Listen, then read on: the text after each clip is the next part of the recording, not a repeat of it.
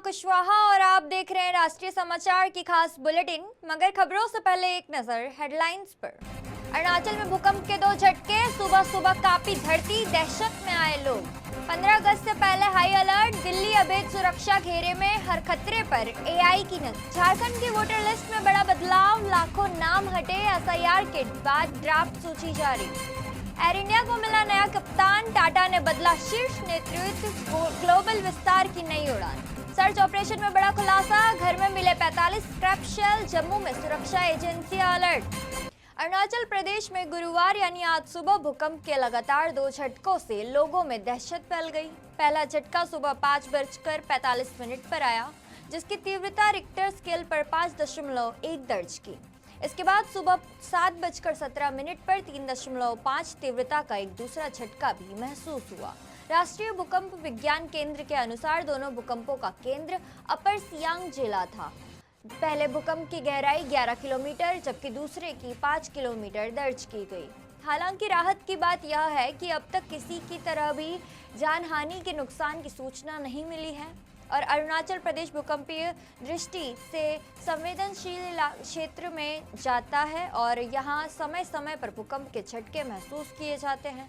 इससे पहले सितंबर 2025 में भी अपर सियांग जिले में 3.2 तीव्रता का भूकंप भी आ चुका है। स्वतंत्रता दिवस से पहले राजधानी दिल्ली हाई अलर्ट पर है। सुरक्षा एजेंसियों को स्नैप प्रोटेस्ट, आतंकी गतिविधियों और खालिस्तानी तत्वों की संभावित साजिशों को लेकर अलर्ट मिला है। इसी के मद्देनजर लाल किले और पूरे राष्ट्रीय राजधानी क्षेत्र में सुरक्षा के अभूतपूर्व इंतजाम किए गए हैं।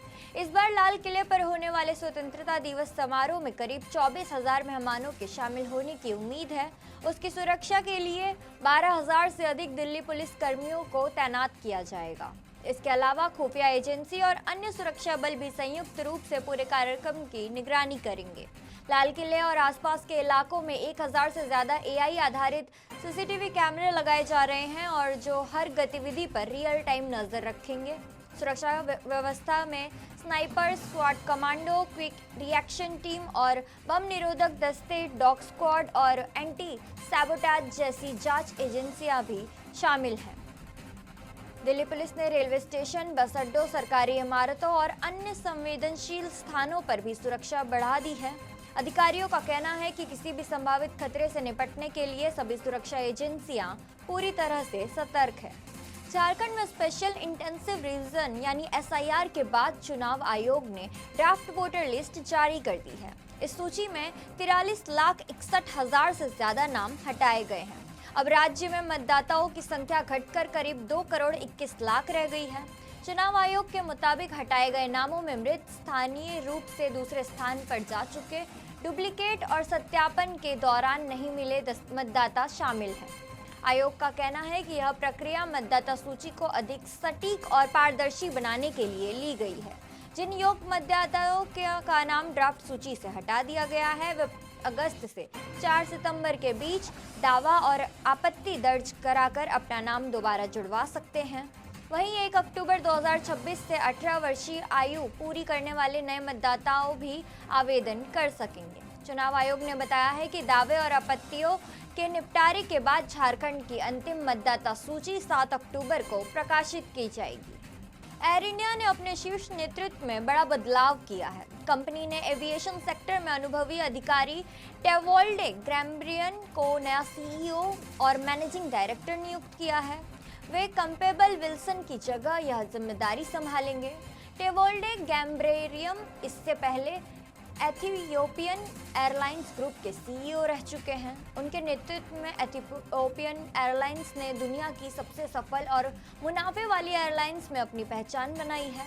उनके कार्यालय में एयरलाइन का राजस्व कई गुना बढ़ा और बढ़ाई से विस्तार भी हो रहा है। टाटा सन्स और एयर इंडिया के चेयरमैन एन चंद्रशेखर ने कहा कि एयर इंडिया अब विस्तार और वैश्विक प्रतिस्पर्धा के नए दौर में प्रवेश कर रही है और टेवोल्डो के अनुभव इस लक्ष्य को हासिल करने में अहम भूमिका निभाएगा। गौरतलब है कि सन 1932 में जेआरडी टाटा द्वारा शुरू की गई एयर इंडिया जनवरी 2022 में करीब 7 दशक बाद फिर टाटा समूह के पास लौटी थी। इसके बाद एयरलाइंस अपने बेड़े के अनुधिकरण और वैश्विक स्तर पर विस्तार की दिशा में लगातार कदम उठा रही है।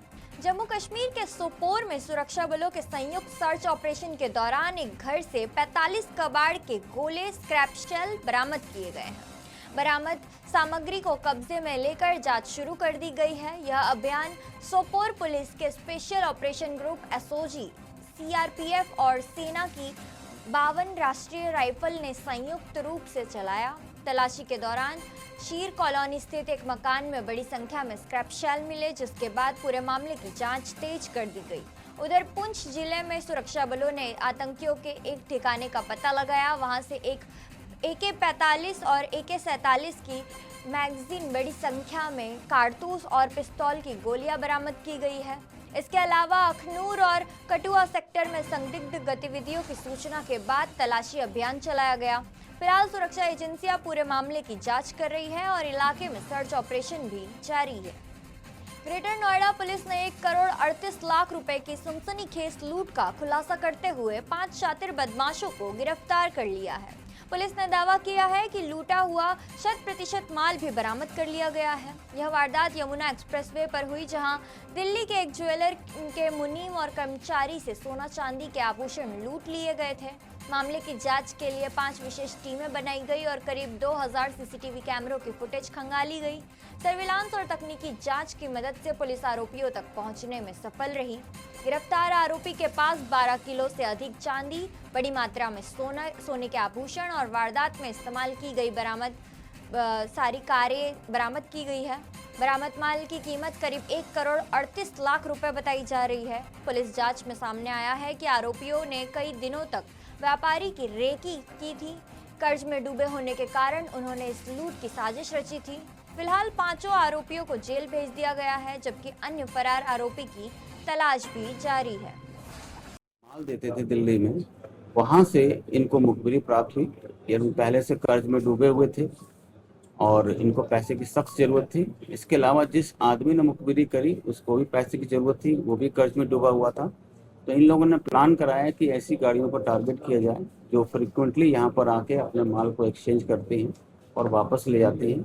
इसी क्रम में इन्होंने ईटियोस गाड़ी को चिन्हीकृत किया गया। व्यापारी आगरा के थे और उन्होंने देखा कि ये सबसे सॉफ्ट टारगेट है, इसमें केवल 2 ही व्यक्ति होते हैं और लगभग पिछले 2 सप्ताह से ये लोग माल लेके आते थे और यहाँ से माल ले जाते थे। और उन्होंने इसी बीच में ये भी देख लिया था कि ये माल रिसीव करने के बाद अपने गाड़ी में किस जगह पर ये माल को रखते थे, ताकि कम रेजिस्टेंस के बाद इनसे ये रिकवरी की जा सके। लूट का उद्देश्य क्या था? लूट का उद्देश्य, जैसे मैं पहले बता चुका हूँ कि इनका उद्देश्य ये था कि ये लोग कर्ज में डूबे हुए थे। इन्होंने एक फाइनेंस कंपनी वहीं चांदनी चौक में खोली हुई थी, लगभग 1 करोड़ रुपए कर्ज में थे। तो उन्होंने कहा कि इसी को, अपनी आर्थिक तंगी को देखते हुए उन्होंने ये घटना कारित करी। उत्तर प्रदेश के प्रतापगढ़ से एक बेहद दर्दनाक खबर सामने आई है। भारी बारिश के बीच करीब 100 साल पुराना जर्जर मकान अचानक भरभरा कर गिर गया। हादसे के वक्त पूरा परिवार गहरी नींद में था। मलबे में दबने से एक ही परिवार के 6 लोगों की मौत हो गई, जबकि एक युवक की जान बच गई। यह हादसा महुली गांव में देर रात करीब 2 बजे हुआ।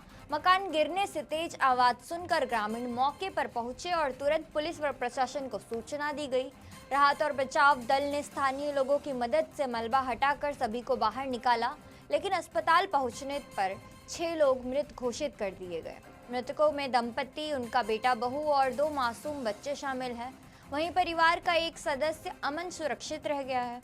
प्रशासन ने मौके पर निरीक्षण कर घटना की जांच शुरू कर दी और लगातार हो रही बारिश के कारण प्रदेश के कई इलाकों में पुराने और जर्जर मकानों पर खतरा बढ़ गया है। प्रशासन ने लोगों से ऐसे मकानों से दूर रहने और सतर्कता बरतने की अपील की है। सूरत के टेक्सटाइल मार्केट में करोड़ों रुपए की धोखाधड़ी का मामला सामने आया है, जहां कपड़ा व्यापारियों से 4 करोड़ 53 लाख रुपए की से अधिक की ठगी करने का आरोप मुख्य आरोपी रोहित उर्फ पंकज तेलिया को इकोसेल पुलिस ने गिरफ्तार कर लिया है। पुलिस के मुताबिक आरोपी ने वीरा टेक्सटाइल एजेंसी के नाम पर व्यापारियों का भरोसा जीतकर करोड़ों रुपए का माल लिया और भुगतान किए बिना ही फरार हो गया। शिकायत के बाद इकोसेल ने जांच शुरू की और आरोपियों को गिरफ्तार कर लिया। अदालत ने आरोपी को 7 दिन के पुलिस रिमांड पर भेज दिया है। जांच एजेंसियां भी यह सामने आया है कि आरोपी के खिलाफ सूरत के अलावा अहमदाबाद, महसाणा में भी धोखाधड़ी के कई मामले दर्ज हैं। फिलहाल पुलिस आरोपी से पूछताछ कर रही है और यह पता लगाने की कोशिश कर रही है कि इस ठगी में और कौन-कौन शामिल है तथा ठगे गए पैसे का इस्तेमाल कहां-कहां किया गया है। ओडिशा में स्कूली किताबों में गलतियों का विवाद थमने का नाम ही नहीं ले रहा है। अब कक्षा 1 की नई पुस्तक झुलना 1 में राष्ट्रगीत वंदे उत्कल जननी और राष्ट्रगान के शब्द गलत छपने का मामला सामने आया है। रिपोर्ट्स के मुताबिक राष्ट्रगीत की एक पंक्ति में महत्वपूर्ण शब्द गायब है, जबकि राष्ट्रगान में उत्कल शब्द की स्पेलिंग गलत छापी गई है। शुरुआती कक्षाओं के बच्चों की किताबों में ऐसी गलतियों को लेकर शिक्षक और अभिभावकों ने गंभीर चिंता जताई है।